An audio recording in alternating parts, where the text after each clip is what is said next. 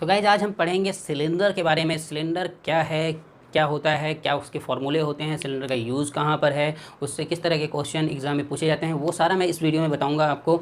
तो सिलेंडर के पहले मैं ये बता दूं कि भाई हमने इसके पहले already square, rectangle, cube and cuboid, triangle, ये सारे चैप्टर्स कवर कर लिए हैं।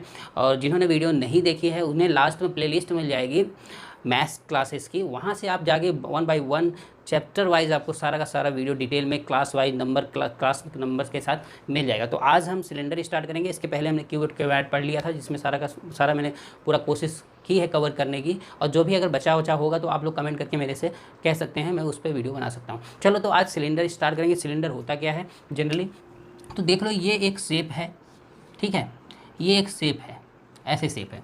इसको ऐसे हम जनरली बोलते हैं आयत, ठीक है। इसमें क्या है, चौड़ाई है, इसमें यहाँ पर लंबाई है, ठीक है। यहाँ पे क्या है, चौड़ाई है, यहाँ पे लंबाई है। तो आयत में क्या होता है, ये फ्लैट होता है, मतलब ये जो लाइन्स होती हैं वो हॉरिजेंटल होती हैं, ठीक है। और ये 3D व्यू नहीं होता है। लेकिन जो हमारा बेलन है, जो सिलेंडर है, उसमें 3D व्यू होता है। मतलब यहाँ पर अगर हम इसको काट के एक सर्किल लगा दें इस तरह से, ये ऐसे सर्किल बना दें, ठीक है, यहाँ भी,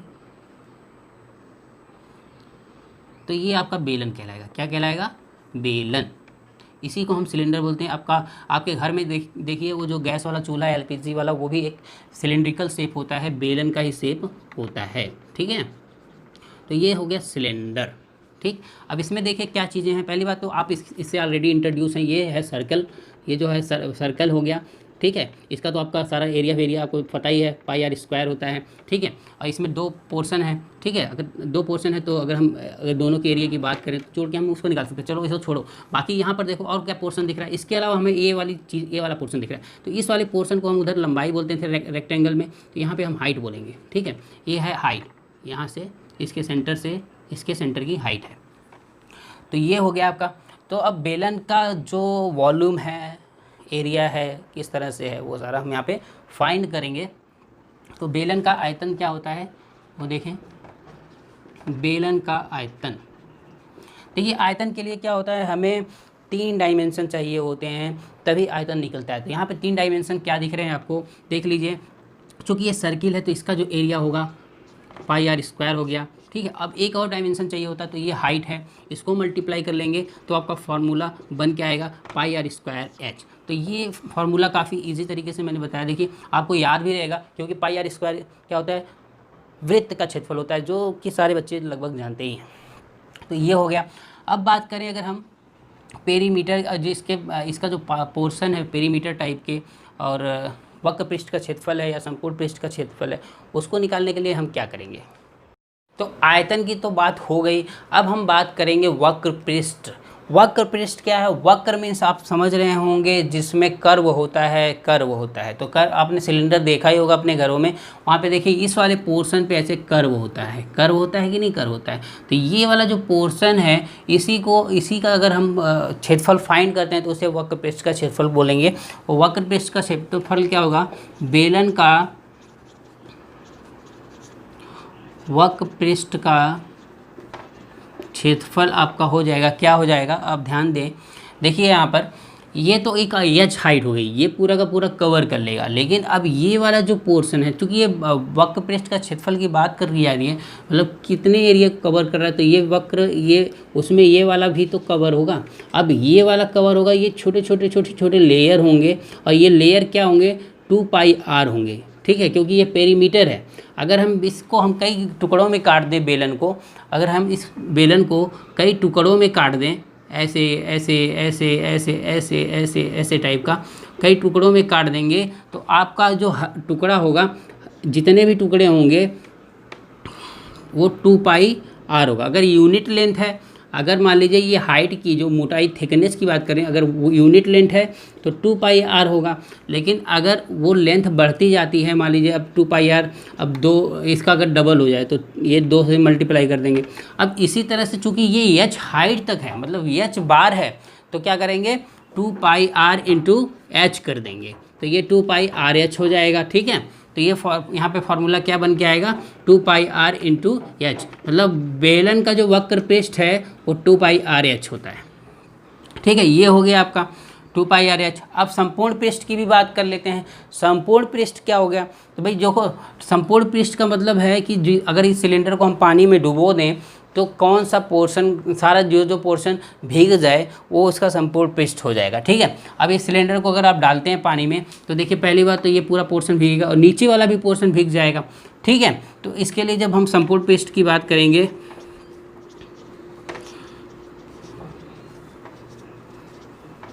तो इसमें स्पेशल क्या एडिशन होगा, 2 पाई आर एच तो रहेगा ही रहेगा।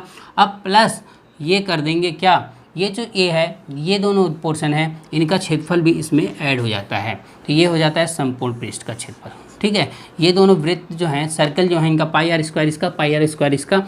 ठीक है, इन दोनों को जोड़ इसमें ऐड कर देंगे तो बेलन का संपूर्ण पृष्ठ का क्षेत्रफल निकल जाएगा। आई होप आपको समझ में आ गया होगा। यही 3 फार्मूले स्पेशली यूज करने वाले हैं हम सिलेंडर के लिए। यहाँ पे क्वेश्चन क्या है आपका, एक बेलन जिसके आधार की त्रिज्या 14 सेंटीमीटर तथा ऊंचाई 30 सेंटीमीटर है, आयतन, वक्र पृष्ठ तथा संपूर्ण पृष्ठ का क्षेत्रफल ज्ञात करें। ये तीनों आपको ज्ञात करना है। मैं ज़्यादा टाइम नहीं लूँगा, ज़्यादा लंबा वीडियो बनाना कोई ठीक नहीं है। आपको मेन जो फार्मूलों का यूज़ है और टाइप्स हैं वो मैं फटाफट बता के आपका कंप्लीट करूँगा। तो देखिए यहाँ पर एक बेलन जिसके आधार की त्रिज्या 14 सेंटीमीटर है, आर बराबर दे रखा है आपका 14 सेंटीमीटर।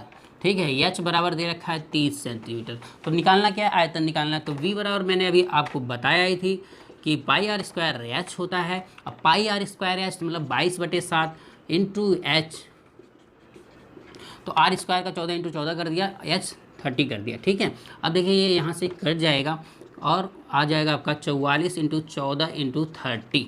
ठीक है, अब इसको मल्टीप्लाई कर देंगे तो आपका आंसर निकल जाएगा। तो 14 चौका 56, 14 चौका 56, 56 5 61 इंटू 30। अब इसको हम गुणा करा देंगे तो आ जाएगा 48 और 6 18, तो 18,480 सेंटीमीटर क्यूब इसका आंसर हो जाएगा वॉल्यूम के लिए। ठीक है, तो वॉल्यूम हम ऐसे निकाल देंगे। ठीक, अब हम संपूर्ण वक्र पृष्ठ की बात करेंगे। तो वक्र पृष्ठ निकालेंगे कैसे, आपको फार्मूला पता होना चाहिए। 2 पाई आर एच होता है, तो 2 पाई आर एच 2 इंटू 22/7 कर दें। यह आर की वैल्यू 14 है, एच की वैल्यू 30 है। यहाँ से इसको कट करें और ये जो कट पीट के आ जाएगा ये 88 आ जाएगा और ये 30 हो जाएगा। अब इनका मल्टीप्लाई कर देंगे तो 264 मतलब 2640 आएगा। 3/24, 4 हासिल 2, 3/24 2 26, तो 2640 सेंटीमीटर स्क्वायर आ जाएगा। ठीक है, तो ये हो गया। अब संपूर्ण पृष्ठ की क्षेत्रफल की बात करें, क्षेत्रफल तो ये हो जाएगा आपका 2640, तो ये हो गया आपका, और 2 गुणे पाई आर स्क्वायर, तो पाई 22/7, आर स्क्वायर का मतलब 14 का स्क्वायर, तो 14 इंटू 14 कर दें यहाँ पर और इसको काट दें। अब 2640 तो पहले का ही है, मैंने निकाल दिया था, प्लस यहाँ पर 44 88 हो जाएगा इंटू 14 हो जाएगा, तो 2640 प्लस, अब इसको मल्टीप्लाई करा देंगे तो 14/112 हासिल 11, 14/112, 112 11 123। ठीक है, 1232 हो गया। अब इनको आप जोड़ दें, 26 12 38, तो ये 3872 सेंटीमीटर स्क्वायर संपूर्ण पृष्ठ का क्षेत्रफल निकल गया। आई होप आपको समझ में आ गया होगा पूरा का पूरा डिटेल। फॉर्मूले मैंने यहाँ पे लिख दिया है। इसमें क्या है, ये आपको पहले बताया ही है, 2 pi R H plus 2 pi R square. तो यहाँ पर 2640 मैंने पहले लिख दिया था क्योंकि हमने निकाल लिया था इसको, और ये सब रख के आपका वैल्यू फाइंड कर दिया। तो ये तीनों फार्मूले एक ही क्वेश्चन में हमारे ऐड हो गए। अब आपको जो होमवर्क देना है मुझको वो देख लीजिए। ये रहेगा 7 सेंटीमीटर, ये रहेगा 7 सेंटीमीटर, ये आपका रहेगा 21। ठीक है, अब इनको आपको फाइंड करना है, यही आपका होमवर्क है। कई बार ऐसे क्वेश्चन एग्जाम में पूछे जाते हैं, तो आप देख सकते हैं इसमें क्या है, 2 बेलनों की आधार त्रिज्याएं 3:5 के अनुपात में है तथा इनकी ऊंचाइयां 2:3 के अनुपात में है। इनके वक्र पृष्ठों का क्षेत्रफल होगा क्या अनुपात है। तो यहाँ 4 ऑप्शन दिए गए हैं। तो ऐसे क्वेश्चन को करने के लिए मैं आपको स्पेशल तरीका बता देता हूँ। सिंपल है, आपको किस तरह का पूछा गया, वक्र पृष्ठ के क्षेत्रफल का पूछा गया। तो वक्र पृष्ठ के क्षेत्रफल में देखिए जो त्रिज्या है और हाइट है दोनों एक दूसरे से मल्टीप्लाई रहते हैं। आपने ध्यान दिया होगा, देखा होगा कि वक्र पृष्ठ का क्षेत्रफल क्या होता है, 2 पाई आर इंटू एच। तो ये जो 2 पाई है ना, ये रेशियो के केस में कांस्टेंट है, ये रेशियो के केस में आप उड़ जाएगा, अगर दो रेशियो निकालेंगे 2 पाई तो उड़ जाएगा, बचेगा क्या, आर और एच बचेगा। अब देखो आर और एच आपस में मल्टीप्लाई हैं, तो अगर हमें वक्र पृष्ठ का क्षेत्रफल निकालना है तो हमें आर और एच को मल्टीप्लाई करना पड़ेगा। तो सिंपली यहाँ पे जो क्वेश्चन में दिया है वो आधार की त्रिज्याएँ दी हुई हैं, R1/R2 बराबर 3:5 दिया हुआ है, और ऊंचाइयाँ H1/H2 बराबर दिया है 2:3, मतलब 2/3। अब आप यहाँ से जैसे सिंपली देख सकते हैं, अगर हम दो बेलनों का रेशियो फाइंड करना चाहते हैं तो मान लो ये CS से 1 हो जाए तो इसको हम लिख सकते हैं 2πr1H1, और CS से 2 दूसरे सिलेंडर के लिए 2πr2H2। अगर हम इनको रेशियो निकालेंगे तो आपका एक फार्मूला जनरेट होगा यहाँ से, और ये फार्मूला आपको हमेशा याद रखना है। तो 2πr1H1 2πr2H2, ठीक है, 2 पाई कट जाएगा तो यहाँ बचेगा R1H1/R2H2, ठीक है। तो ये है, अब इसमें देखो ये R1/R2 है, ये H1/H2 है, अब दोनों को गुणा करा लेंगे तो क्या निकल जाएगा आपका आंसर, ठीक है, गुणा करा दीजिए। 3/5 R1/R2 की जगह H1/H2 की जगह पर 2/3 लिख दीजिए, 3 कट जाएगा, 2:5 आ गया, ए ऑप्शन करेक्ट हो जाएगा, ठीक है। तो यही क्वेश्चन था। अब ये तो वक्र पृष्ठ का क्षेत्रफल का हो गया। अगर ऐसे वॉल्यूम के लिए पूछे कि तो V1/V2 बराबर क्या हो जाएगा आपका, आपको तो फार्मूला पता ही है, R1² R2²H2। तो ये भी आपको नोट करके रखना है, और उसका भी मैं CS से 1 का भी लिख देता हूँ यहाँ पर। ये दोनों फार्मूले नोट कर लो, काफ़ी जगह यूज आएंगे आपके, ठीक है। तो ये हो गया। तो इन पे काफ़ी क्वेश्चन आते हैं, कई बार क्वेश्चन पूछे जाते हैं तो बच्चे क्या होता है इसको निकालने में लग जाते हैं कि भाई क्या होगा क्या नहीं होगा, फार्मूले याद, अगर ये आपको याद है पहले से ही तो आप क्या करना है, बस एक बार समझ लिया, प्रैक्टिस कर लिया तो डायरेक्ट आप क्या कराएंगे, गुणा करा देंगे और आपका आंसर आ जाएगा, ठीक है। तो आपके लिए होमवर्क दे देता हूँ, इसमें ये 7 कर देते हैं, ये 3 कर देते हैं, ठीक है। अब आपको इसका सॉल्यूशन मेरे को बताना है। तो इस क्लास का लास्ट वीडियो देखिए, इसके बाद फिर हम क्लास ख़त्म करेंगे। 0.75 सेंटीमीटर त्रिज्या तथा 0.2 सेंटीमीटर मोटाई वाले सिक्कों को पिघलाकर 3 सेंटीमीटर त्रिज्या तथा 8 सेंटीमीटर ऊंचाई के लंबवृत्तीय बेलन बनाने के लिए कितने सिक्कों की आवश्यकता होगी, यही क्वेश्चन है आपको।